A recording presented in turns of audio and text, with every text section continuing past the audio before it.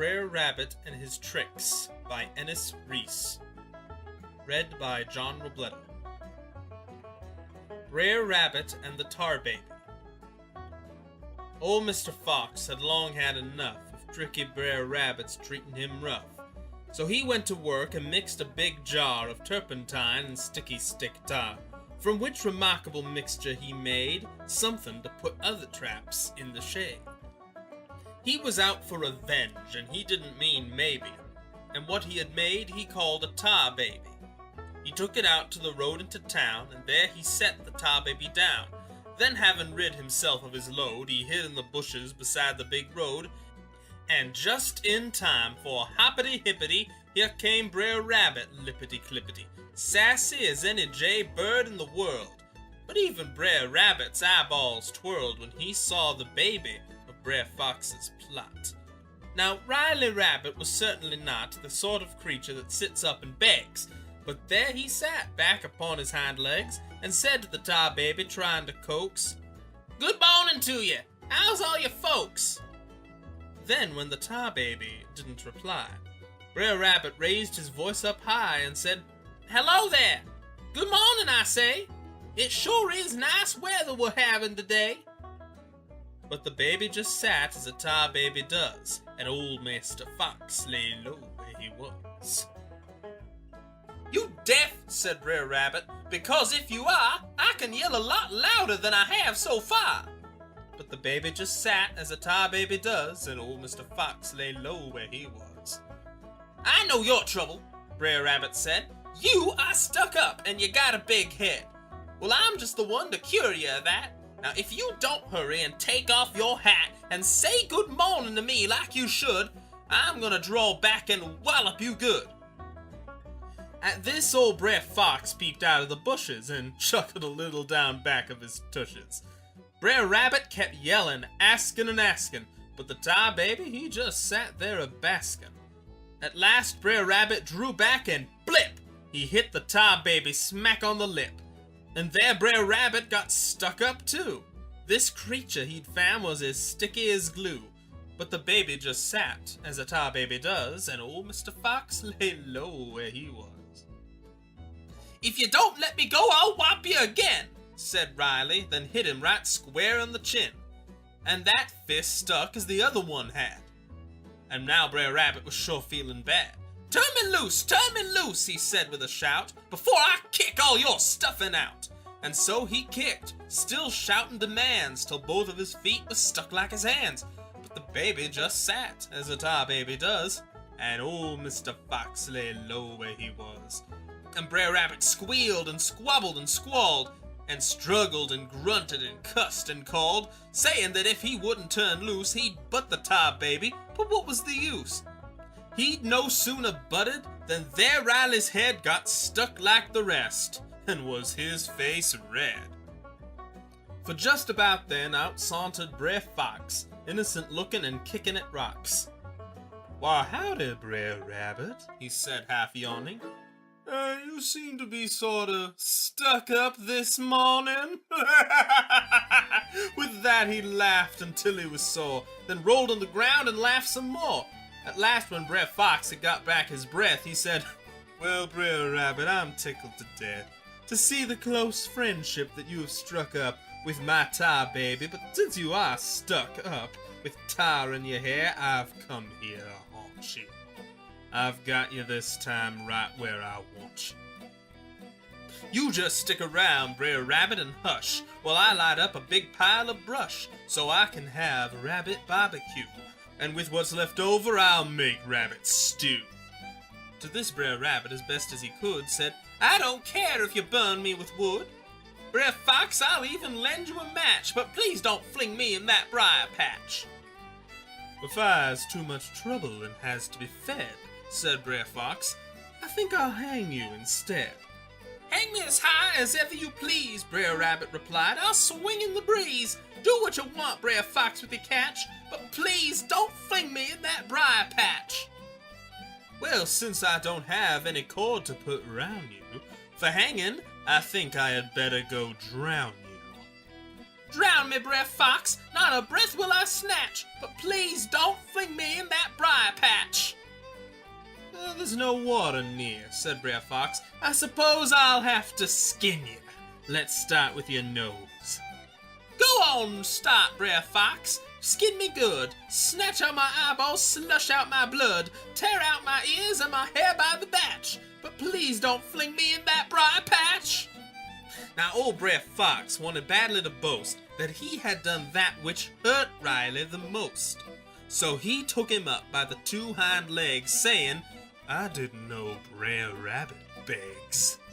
And then he flung him right into the middle of that briar patch, and grinning a little, he sat down to watch where he saw Riley fall. But almost at once he heard someone call. And then came one of the biggest shocks that ever came to old Brer Fox. For way up the hill, plain to see, was Riley himself, just as pert as could be, sitting up there on a chickapin log, as happy as any frog in a bog, combing the tar from his hair with a chip, ready and waiting with one final quip. You see, Brer Fox, I don't have a scratch. I was born and bred in the briar patch. And with that, Brer Rabbit skipped away, spry as a cricket and quite okay. Hello, house. One time Brer Wolf got to thinking how he was as smart as Brer Rabbit, or ought to be, and he made a plan to catch him at last, so all of his trick-playing days would be past. He picked a day when the lil' Rabs dallied out in the meadow picking some salad, and old Mrs. Rabbit had finished her labors and gone off to chat for a while with the neighbors. Then Brer Wolf entered the house of Riley, and waited for him, oh ever so slyly. But when Riley came into the yard, he looked at the house and he looked at it hard, because he noticed the door was cracked, and he knew it was a matter of fact that he had never in all of his life seen it left so by the Rabs or his wife. So Riley at once got mighty suspicious that inside his house was somebody vicious. Thought he, I'm gonna find out who's inside, without going in and risking my hide. There are more ways of telling who fell in the drink than falling in there for yourself, I should think. Now anybody who went in at once would soon have been something worse than a dunce, for nothing would have been left of him there but a scrap of hide and a handful of hair. So Riley tiptoed around for a while, then very quickly changing his style, he went out front and with a small jump, he perched himself on top of a stump and called out loudly, Hello, house! The house was as quiet as Little Miss Mouse, and Brer Wolf inside didn't answer a word. He just seemed to be puzzled by what he had heard.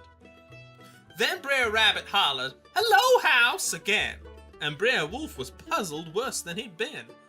Why Riley kept calling, Brer Wolf didn't know, and when he yelled, House, can't you say hello? Brer Wolf got so warm he started to itch, and then so nervous he started to twitch.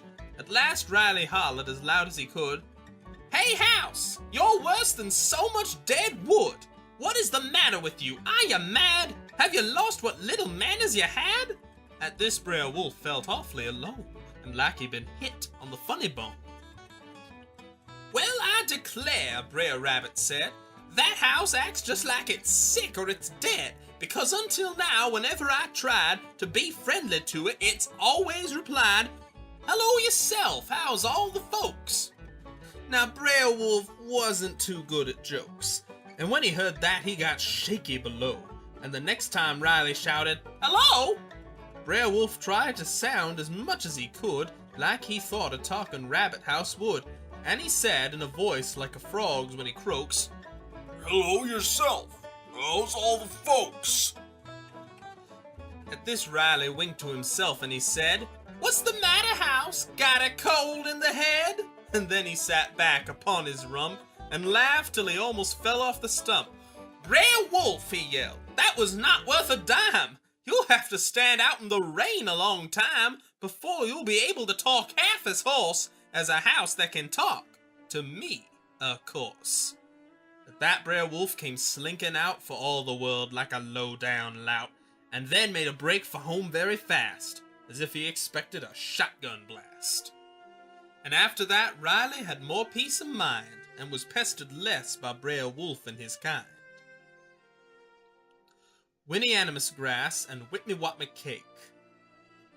One long hard winter the little Rabs got so hungry and thin that Riley was not above the borrowing of a few of Mr. Man's chickens, 1 or 2, at a time that is, and after their ride in Brer Rabbit's sack, they'd all have them fried. And there wasn't much in those days of slim pickings that those little Rabs preferred to fried chickens. But what for the chickens was surely the finish did nothing to make the feathers diminish.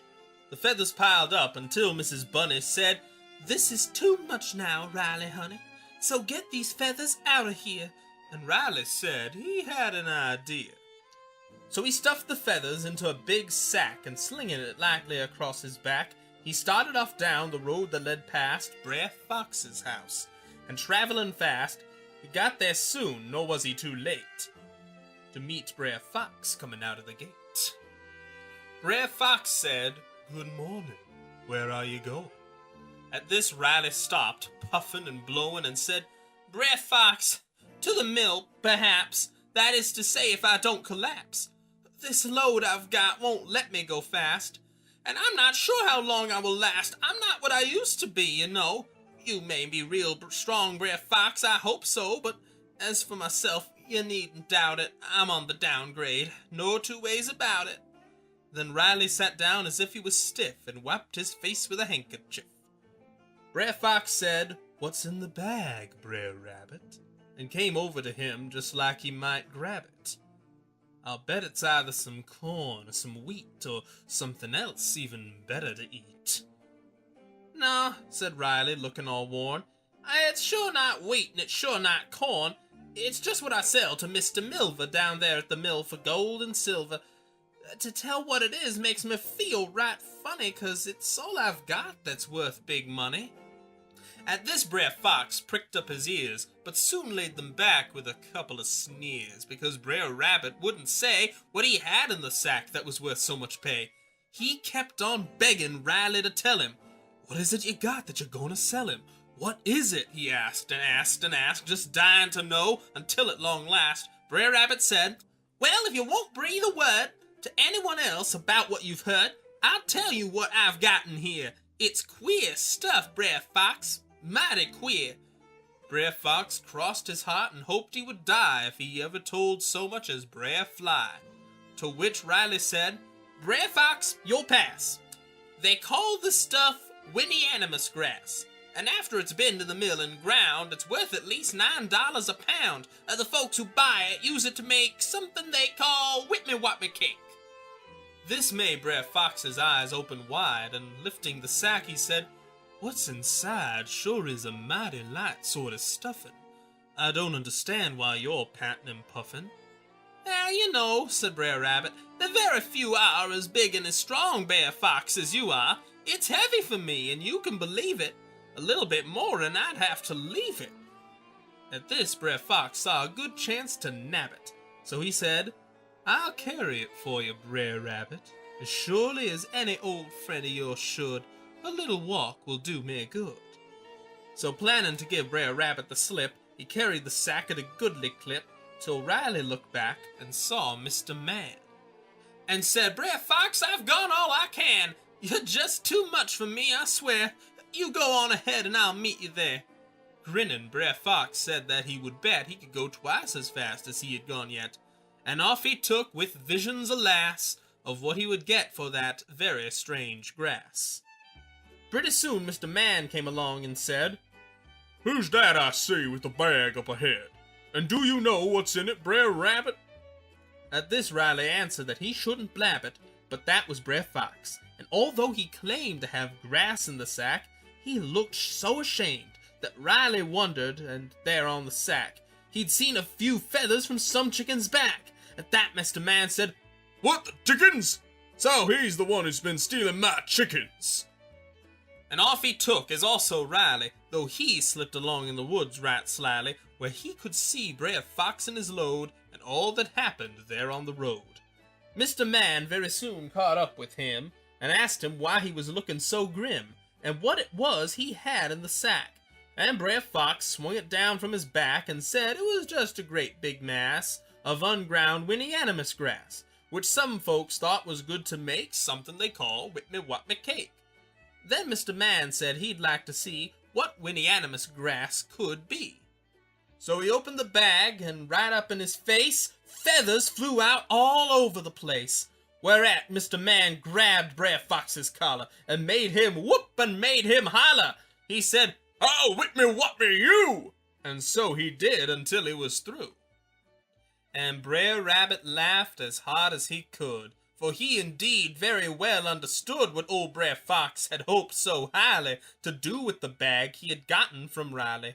Then, too, Brer Rabbit was ticklish, you know. So ticklish that now he laughed, "Ho-ho!" for all of an hour and maybe a half. Most anything would make Riley laugh.